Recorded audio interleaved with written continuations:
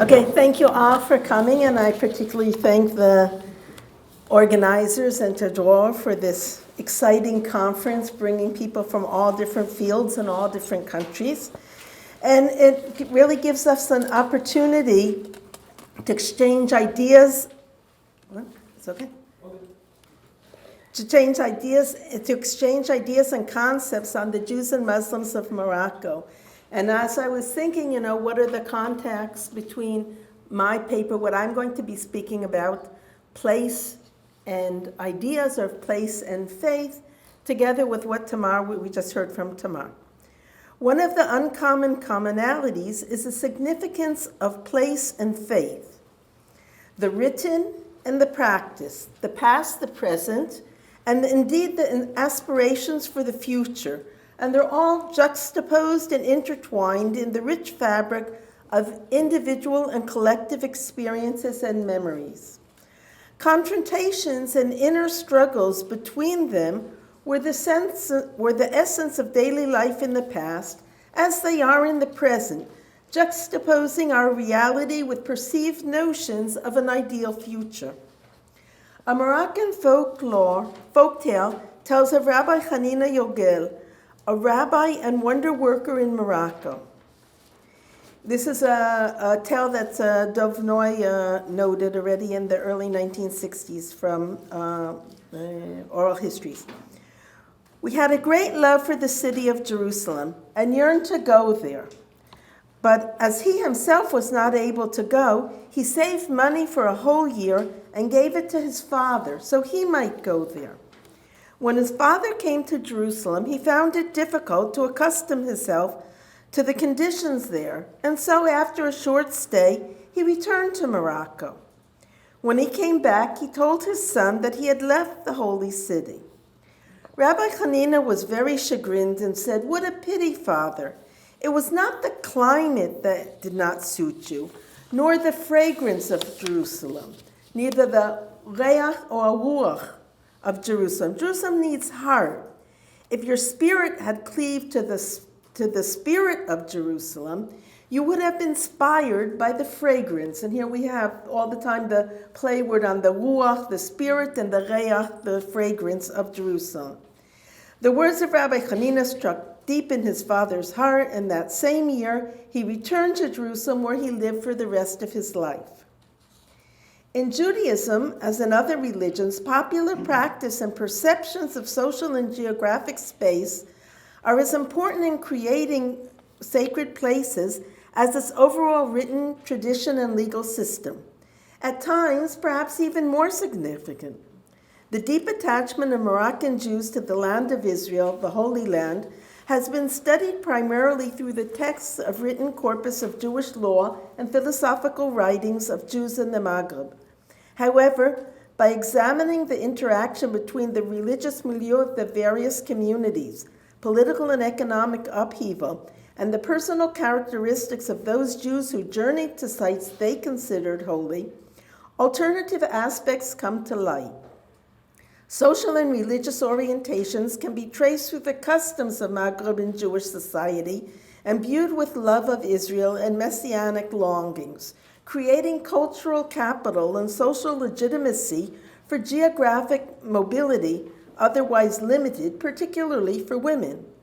Changes in personal status were dominant factors for individuals in their migration decision and can be demonstrated, for example, by the many widows who participated in hilulot and pilgrimages to the holy sites in Morocco, as well as aliyah, migration to the Holy Land, the ultimate manifestation of their traditional love of Zion. In this paper, I propose to examine the interaction between concepts of sacred space in traditional texts with those of religious practice, utilizing geographic mobility as my field of inquiry. My specific case study of Moroccan Jews in the 19th century takes virtually all aspects under discussion to the extreme: the sanctity of space in religious texts, in popular practice, and in religiously motivated journeys, both pilgrimages within the Maghreb to the sites of sainted rabbis, as well as traveling well over 2,000 miles to settle permanently. To well over 2,000 miles to settle permanently in the Holy Land, which at the time was a peripheral and underdeveloped area of the Ottoman Empire. I have implanted this case study in the field of humanistic geography, and in particular, geopiety, the reverence and veneration of a particular place, as put forward by the Chinese-American geography Yifu Tuan. This approach stresses the cultural and religious components of human actions and their relationship to physical space and place. Sacred space, as noted by Robert Sack, another geographer, in his book Conceptions of Space and Social Thought, sacred space is, quote, a system in which culture, which is conceptually, but not actually, separating facts and their relationships, unquote. Perhaps nowhere is this more true than for Eretz Israel, the land of Israel. As many of these journeys were made by women, a prism of gender studies further illuminates this study of geopiety. First, let me identify some of the terms. During the 19th century, and indeed even today, a variety of names were used in relation to the area, which is more or less Israel today. In Jewish literature, it is Zion, Zion, the Holy Land, Eretz HaKodesh, Eretz Israel, the land of Israel, or in short, the land. For the purpose of this presentation, I will use all the terms interchangeably. Politically, the area was divided into 4 Ottoman districts in the southern province of Syria. Maps of Eretz Israel in the religious imagination is quite different than the political map. Here in another example, noting the prominence of the holy sites of Jerusalem, together with Hebron, Tiberias, Meron, and Tzfat. Indeed, these maps of the Holy Land portray the interplay of space and concept as exemplified both by my opening tale of Rabbi Hanina and Sachs' concept of the inseparability of space from relationships to it. Although sites mentioned in the Bible, the Mishnah, and the Talmud are held in special esteem, in Jewish law, the holiness of the land is defined by laws and commandments applying to the country in its whole. There are laws applicable exclusively to the Holy Land, such as special regulations for cultivating the land, the sabbatical year, and portions of the field left to the poor, in the book of Leviticus. In fact, the basic precept of settling the Holy Land has been enumerated as a special religious commandment, a mitzvah. Immigration to Israel, aliyah, literally going up or ascent, expresses intrinsic merit and value and virtue, not only physical movement, and is a term quite different from that for mere migration, hagirah in Hebrew.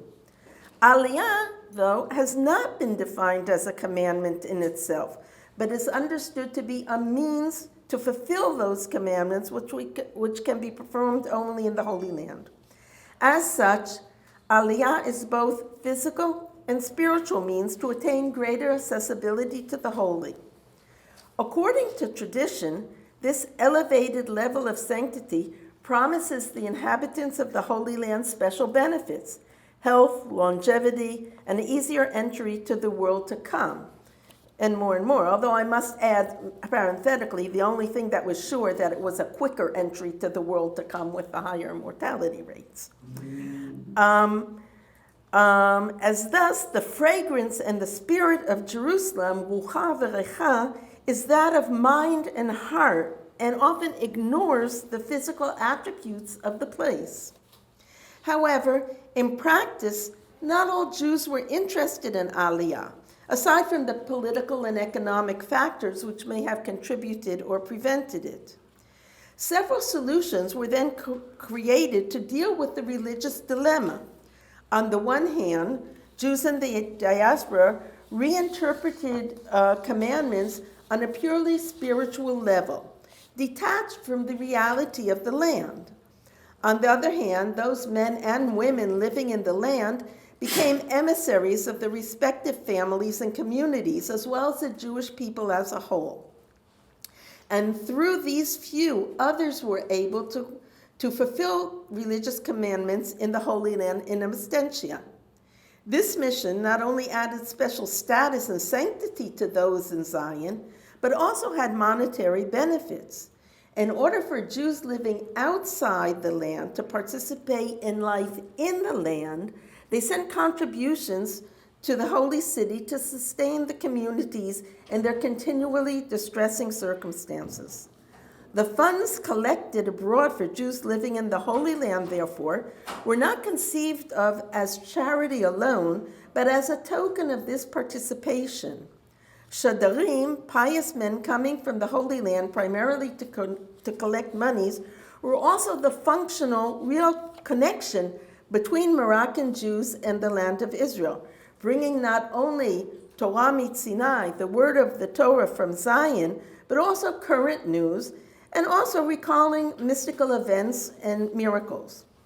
Over the centuries, the dynamics of religious behavior, geographical mobility, and access to perceived past not only reinforced attitudes and relationships to the land of Israel in general, but beginning in the Middle Ages and maybe even earlier, created specific sites considered holy.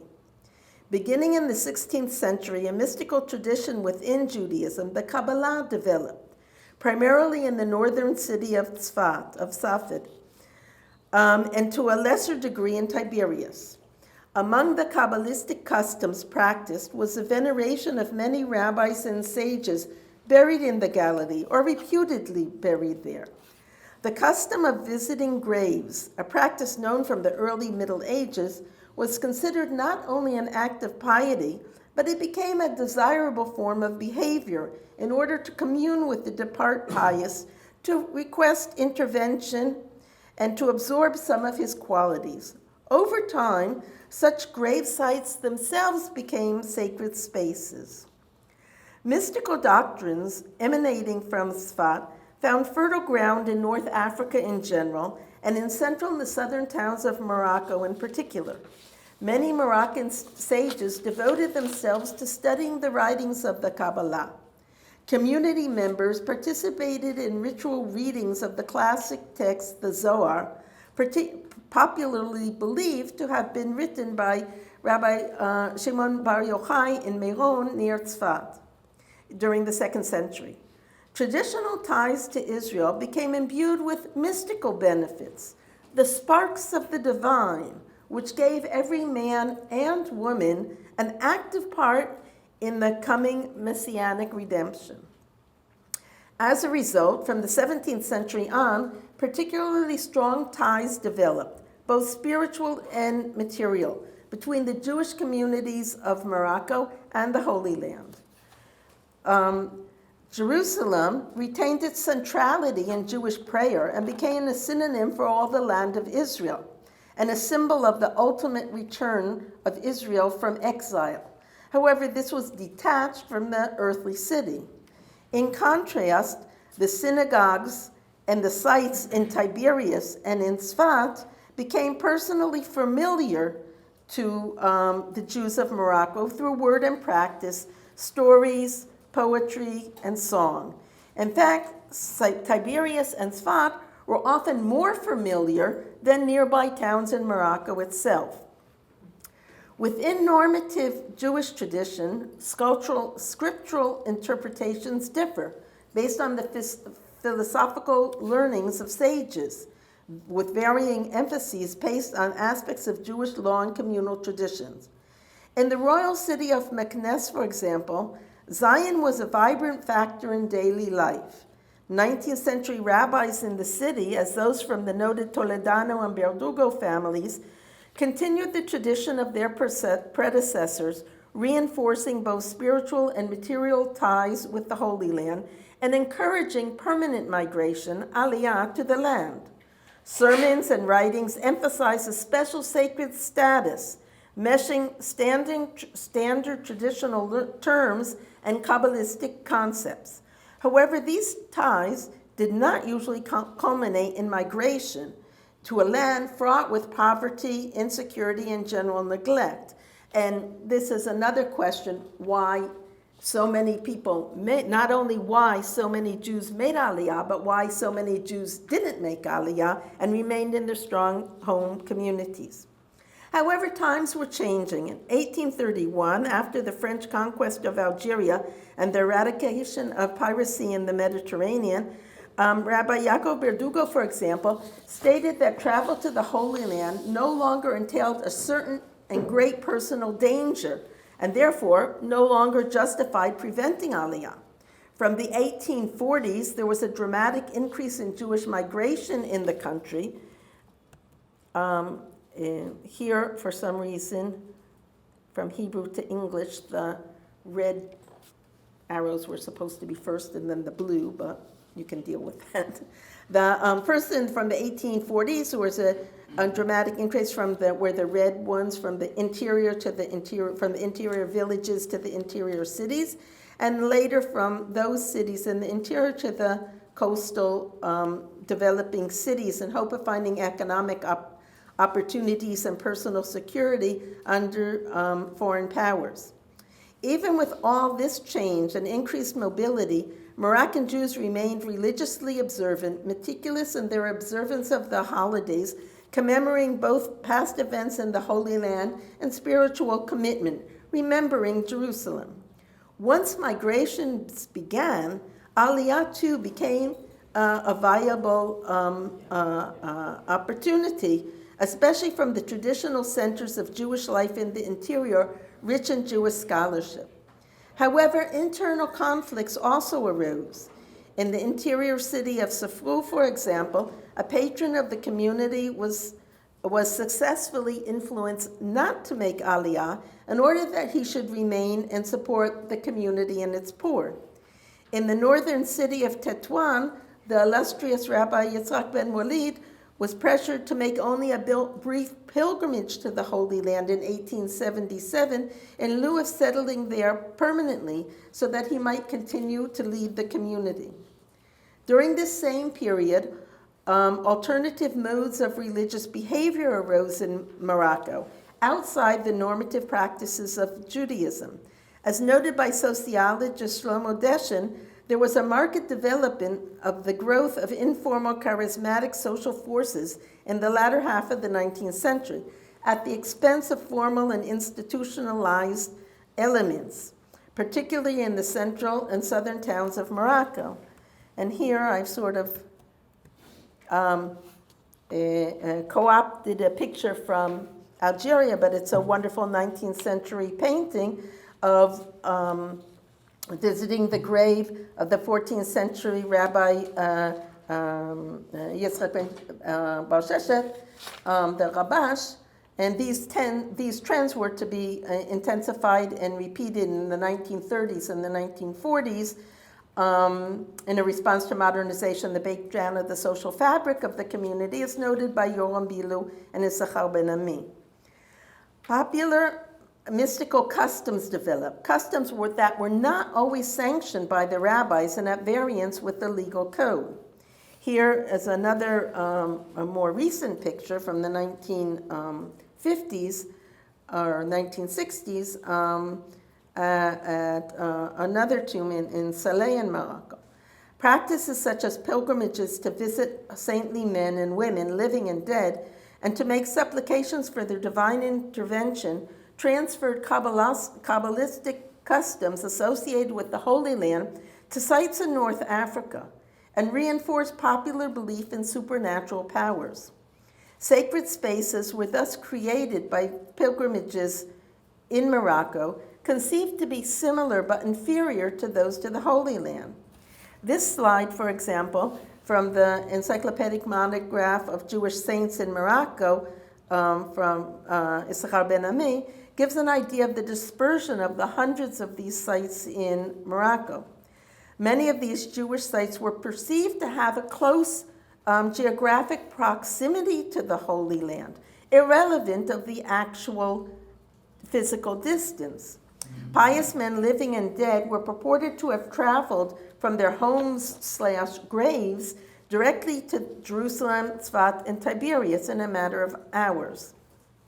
Such perceptions of distance and sanctity influenced potential immigrants in their decision to migrate, such that their expectations would be fulfilled at the end of the journey. So we have, and we will see that there were a trend of migration from the same areas with a concentration of holy sites to the Galil, to the area of Tzfat and Tiberias, which also had a concentration of the holy sites, and which is interesting, and not to Jerusalem.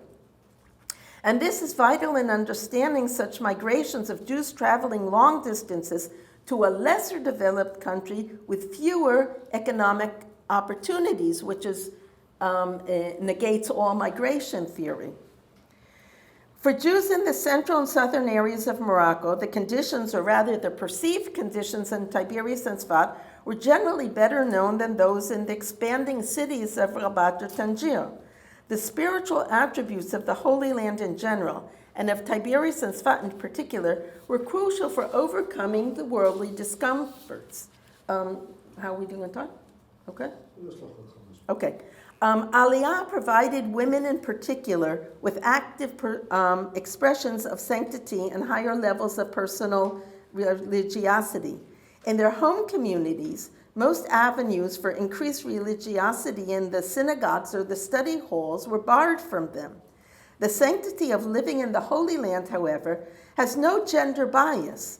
Women also had proximity and access to the sacred, even if it's not equal, and could thus enhance their own spiritual lives and aspirations with religious behavior. Others hoped to fulfill personal vows made when visiting graves of the pious in Morocco, together with prayers and supplications in times of stress. Family obligations and social restrictions on mobility prevented women from fulfilling these aspirations, and they had to make do with local pilgrimages, unless their husbands also endeavored to immigrate. However, once widowed, they were free to act upon their own religious inclinations and migrate to the Holy Land, provided that they had the economic means to do so.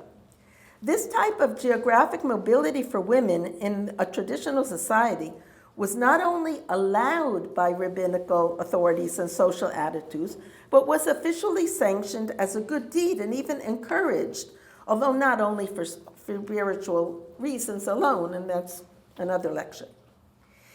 In Meknes, such decisions were encouraged by the rabbis, supported by the communities, and reinforced by first-hand reports brought by emissaries from the holy cities. Relatively large numbers of families and widows joined in groups and set forth, dreaming of a more fulfilling and holy life in Eretz Yisrael. 19th century census shows that approximately a fifth of all North African immigrants in the Holy Land came from the city of Meknes alone. This significant proportion is even more striking, taking into consideration the size of the modest Jewish community in the city at the time, and compared to other cities. These same factors influence the decision regarding the specific destinations of the country. Tzfat and Tiberias, I have mentioned, were familiar to Moroccan Jews through pictures, maps, poems, or this map, an adaptation of early work, was widely distributed. There were piyutim for Rabbi David ben Chassin, who Andrei Albas is speaking about at the same time. A popular 18th century paitan from Meknes, who wrote piyutim in honor of Tiberias and Tzfat. And these were adopted in synagogue liturgy in North Africa and for special occasions. In Tzfat, we can see the houses, here's this. In Tzfat, we can see the houses of the Jewish quarter and the fortress on the top of the hill, but particularly prominent are the graves of the 2nd century Rabbi Shimon Bar Yochai in Meron, and the 16th century graves of Rabbi Yitzchak Luria, the Ari, Rabbi Yosef Karo, the Beit Yosef, and many others. And these places were clearly inscribed in their imaginations and familiar upon their arrival. There were, of course, additional factors in the decision to migrate, the result of changing economic pressures, physical insecurity, and political upheaval. Although many continued their search for a better life in French Algeria, in Europe, in South America, and others sought more spiritual solutions to the mounting pressures.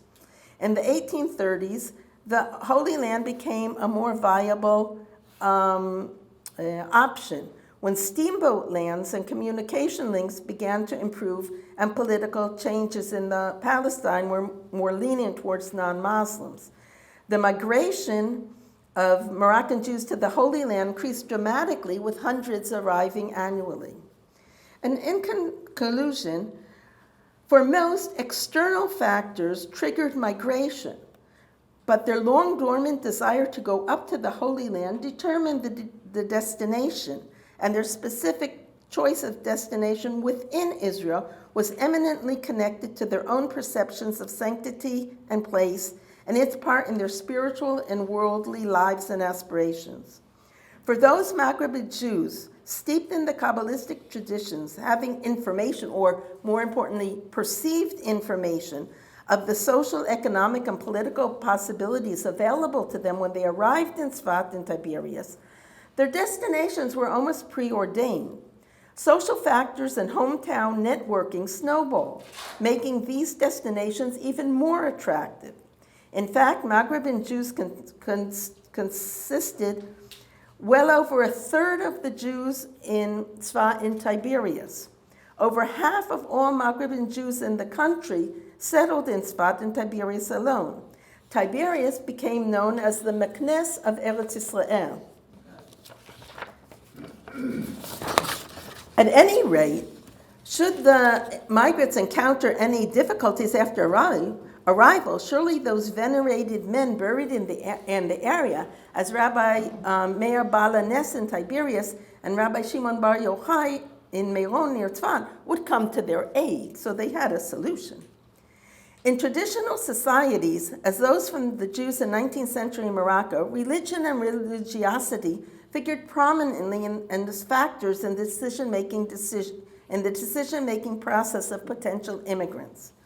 An especially vibrant atmosphere propounding the love of Zion, encouraging ties with the Holy Land in traditional normative terms, together with the intensifying mystical tendencies, created unique perceptions of sacred space and their functions in daily life. Individual and group pilgrimages to holy sites, and above all, aliyah to the Holy Land, became active expressions of belief, creating popular traditions and reinforcing them, if at times at odds with texts. Both Olim and Orei Regel, the pilgrims to the holy sites within the Maghreb, embodied the interaction between text and practice, with ever-increasing number of Jews, especially from central and southern Morocco, settling in the Holy Land in the 19th and early 20th century. And in fact, as a topic for another lecture, those hundreds of thousands who immigrated to the state of Israel for many of the same reasons after 1948. Although often confronted with the conflict between place and faith, they have made and continue to make a significant impact on the religious landscape of the country. Thank you.